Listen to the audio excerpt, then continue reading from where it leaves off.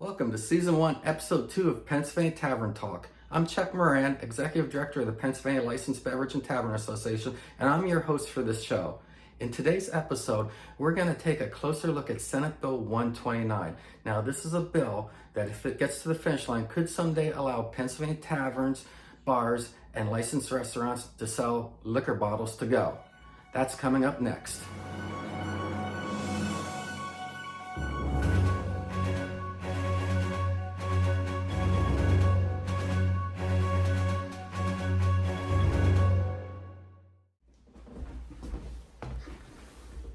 Okay, now let's talk about liquor. Senate Bill 129 was introduced in January 2023 by Senator Pat Stefano.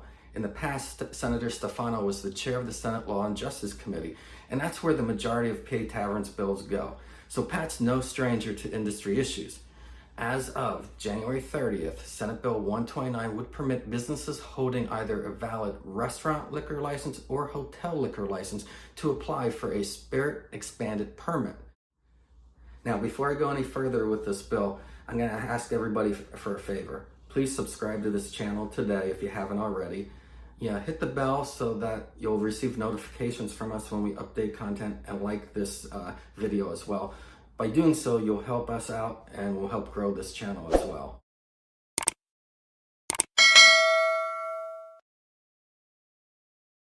Okay, as I was saying, this bill goes beyond your traditionally owned family bars that we represent at the state capitol. Under this bill, sales would be allowed to go until 11 p.m. and it would cost you $2,000 for the initial fee, and then there's a renewal fee annually of 2% of the cost of spirits purchased from the Liquor Control Board. Now, some of you probably already sell bottles for on-premise consumption. You can have bottle service. There's a formula that you're supposed to use. You take the cost of your shot times the number of shots in that bottle, and that's the price that you're supposed to sell it for. And I guess if you don't sell shots, you may set a list price for the bottle, but that list price for the bottle would have to be the regular retail and not an advertised discount price. So let's not talk about discounting right now. So how willing will a patron walk into your place to buy a bottle of liquor? Now, that's unknown. But for sure, if this concept is going to have any success, existing rules around bottle sales using the shot calculation probably won't work. Otherwise, it's going to be much cheaper for that patron to go to their local state store or maybe even a grocery store to get their bottle. So why has Pat introduced Senate Bill 129? He says, and I quote, "Wine and beer have both received expansions in recent years, with only spirits being left behind. Not only would this expansion bring parity to the marketplace, but it would also be fiscally beneficial."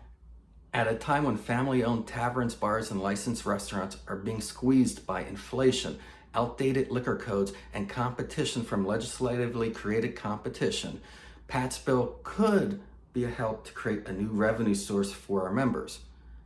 That's if they can afford the overhead and the licensing fees and have no nearby competition from a grocery or convenience store.